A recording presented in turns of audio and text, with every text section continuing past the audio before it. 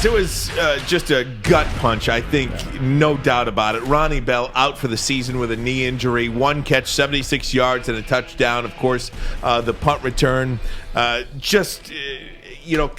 of really knocking the wind from your sails for this team. And, Braylon, I want to ask you, as a former player, as a former guy on the team, when a senior captain leader, your best offensive player, in my opinion, goes down like that, how does that make the rest of the team feel? Where do you go from here? See, this is where him being a captain is really going to show. Here's where him being voted by his peers, voted for by the coaches, being the captain on this 2021 football team is going to show. Because he's injured. He's out for the season. But that doesn't mean his mouth doesn't work. That doesn't mean, his eyes don't work. That doesn't mean he can't get in these guys' ears during practice. Hey, I see this. Make sure you're doing this. Or he's cheering on the sideline. He's watching film. So now it's a tough place to be. I tore my ACL when I was in Cleveland, and it's always a tough place to be. Major injury. It takes away from your energy and everything. But now is where the second half starts. What are you going to be? I think he's a good enough leader where he'll still be out there with his players. I think he can still command a listening ear. He still can command helping these guys out and go forward. But it's tough when they're not in a situation like a Penn State or Ohio State or Alabama, where if they get a guy hurt, they can kind of pretty much reload. We saw Jalen Waddle, arguably the best wide receiver at Alabama, get hurt last year. And their second best wide receiver won the Heisman Trophy in Devontae Smith. That. So we're not a team that's built like that, but I think Michigan is building this up the right way, and I think they'll still have some success, but it is a tremendous blow for what they were trying to accomplish this year. Stan, does it change the way you feel about Michigan this year with Ronnie Bell going out? It does, but it shouldn't. And what I mean by that is watching Ronnie Bell just assimilate through Michigan program was a sight to see. Everybody should be a Ronnie Bell fan. I mean, he came in, he was not highly recruited, coming behind DPJ, Donovan Peoples-Jones, coming behind Nico Collins, coming behind Tyreek Black. And he assimilated himself and found himself some way to get some catches and some targets with all those highly recruited, much bigger wide receivers than him. And he kept at it. He kept working, and you watched him get better right before your eyes. If I'm the coaching staff, he is front and center in every meeting. He is in the huddle while he's on crutches where the doctors allow him. Yeah. He is up on the sideline where he's not at risk of getting hurt, but making sure he's part of the game. His voice needs to be heard throughout this entire season, because when I saw that he was a captain, that told me the kind of person he is. Silly question for you, Braylon. I got something out to go. Go ahead. Could this, and I'm really trying to pull a positive out of this, could this in any way help Cade McNamara or J.J. McCarthy in that, you don't have one guy anymore.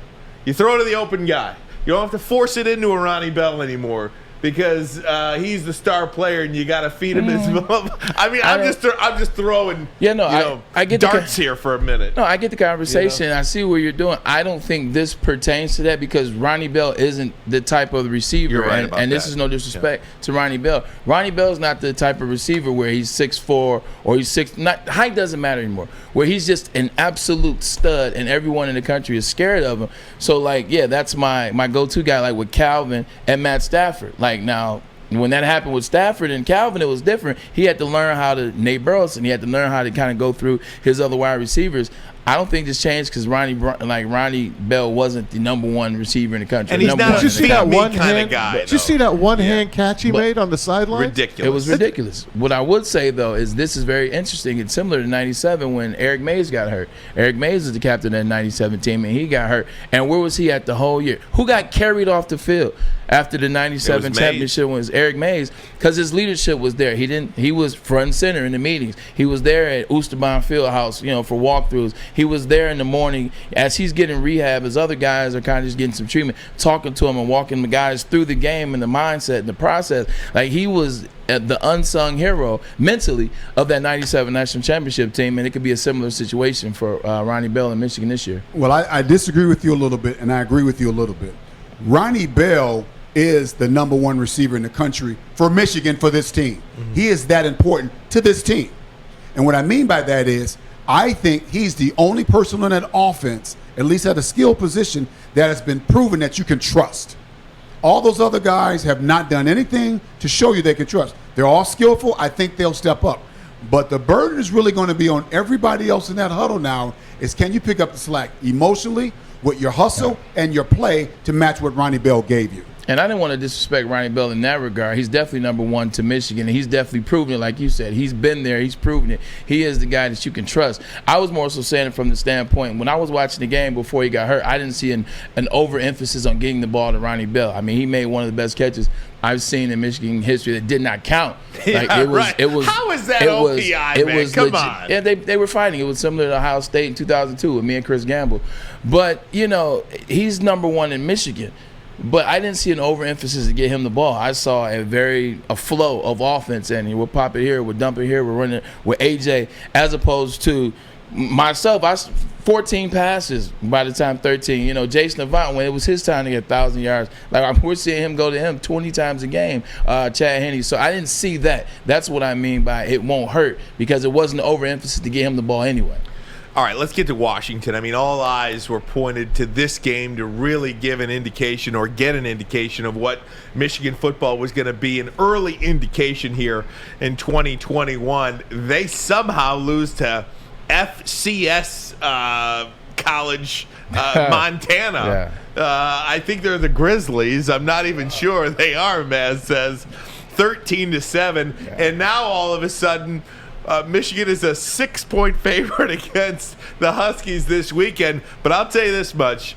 Do not sleep on the Washington Huskies or assume for 1 second that this is an automatic W, Braylon, for Michigan. No, it won't be automatic W. And in fact, they really need to do some homework and not rest on that WMU win. It's over with. Get past it. After we talk about today, you shouldn't talk about it anymore. Washington is still a very exciting football team. My dad said it. They still have some 5 stars, some 4 stars. Like I saw the running back Newton Jr. Guy runs. He's an animal. He's a horse. Like I'm talking about. Jimmy gets through there. He pushes the pile. He only had a couple of carries, and with those 15 carries, I mean, he had 70 yards.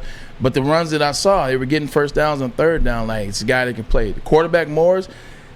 Montana did a good job of knowing they weren't going deep, and they kept everything in front of them. They gave them the 10-yard pass all game. They gave them the 12-yard pass all game. But they have some receivers. They have some guys that run slants, and you got to be careful because they can get yards after the catch. And Morris puts it right on their jersey numbers. I mean, he threw 3 interceptions. That's partly why they still lost by 6, and then they missed the field goal. But they were a better team, and sometimes you just come out and you play down to your opponent, and it's no excuse. But it happens. I remember my sophomore year, we played Utah, and we beat them 10-7. My senior year, we beat San Diego State 14-10. Human nature. So it happens, but they just got caught. Like sometimes even the year Ohio State won national championship, they had to stop Cincinnati on first and goal 4 times in a row to beat them in the opener, and that's the year they won a national championship. So these games happen. Michigan shouldn't pay too much attention to it, and they should pay attention to how talented and skilled those guys are on the other side. Yeah, I think we also need to keep in mind that Washington was coming in ranked a top 20 team. Washington themselves in their football building think, hey, how do we get ourselves to the top 10? And I think we got to beat Michigan to get to the top 10. So I wouldn't be surprised if all summer Washington was looking at Michigan and overlooking trap game, big time trap game, and they overlooked them and they got caught. To his point, so I'm not so sure that the Washington that played Montana is going to be the Washington that'll be here this Saturday. Did we learn anything about Jim Harbaugh and his coaching staff this week? Get his guys ready to play a Washington team that is, downtrodden, losing to Montana, and your guys are beating their chest. Here I am. Can we learn anything from Jim Harbaugh this week? I don't know that we can yet. What I will say is, again, when I saw how efficient this team played Saturday, I said, Jim's back. Mm-hmm. I did. I said, Jim's back. That he's putting his fingerprints on this team. But again, it's only one game. We may learn something totally different, come midnight Saturday night. Yeah, I think we can learn something from this game from Harbaugh and his staff in the sense of, you saw what they did against Western Michigan, and like you said, it doesn't matter who you were playing. You played at an efficient level. You see things change, finishing on defense, on offense. They were finishing blocks, so that's something that got better. Now, what I would say we could see some improvement is if they do the same similar thing against Washington. I don't care that Washington lost to Montana. This was a top-ranked team a week ago. I don't know where they're ranked now.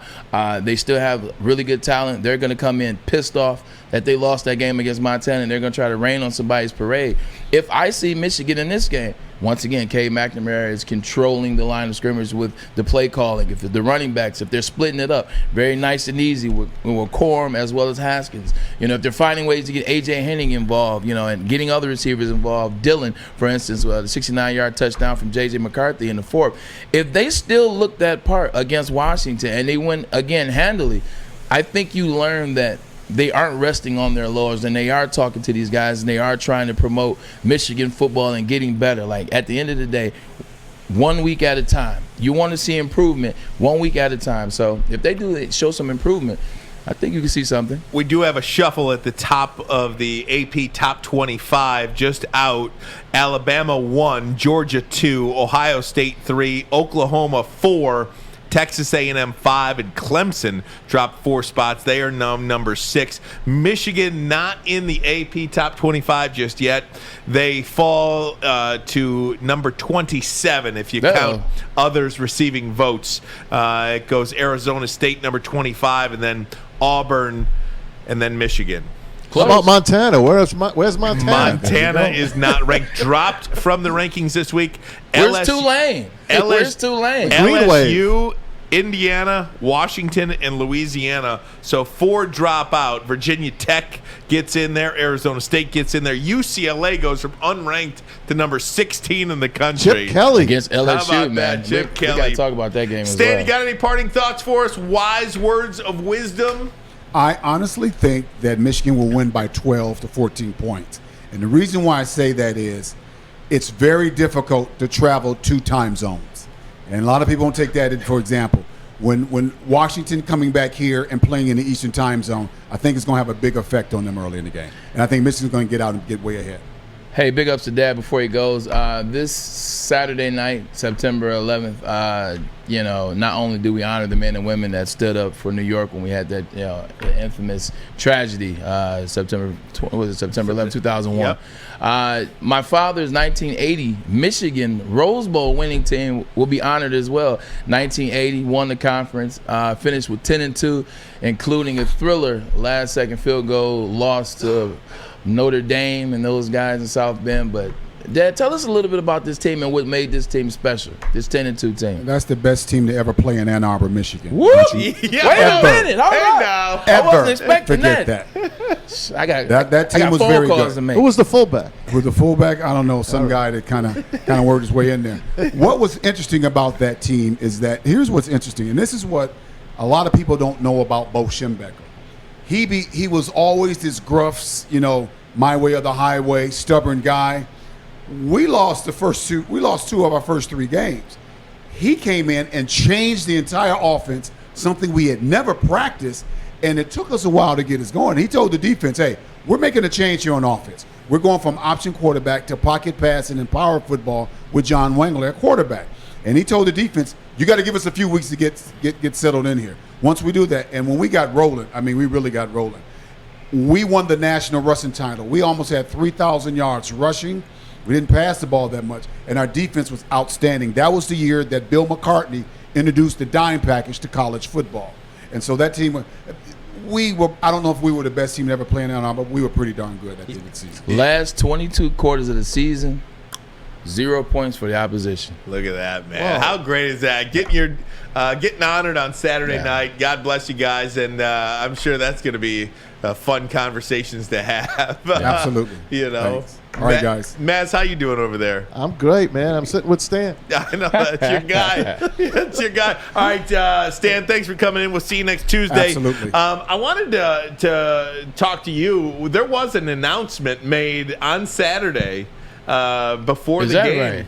Before the game about the announcing crew from the University of Michigan. I want to get your thoughts. We also got to get into some Michigan State stuff. They played too. So we got to get some Michigan State stuff. And I'll tell you this much. They looked really, really good. So we'll get into all of that. We'll do that next. Ermanni and Edwards, Woodward Sports Network.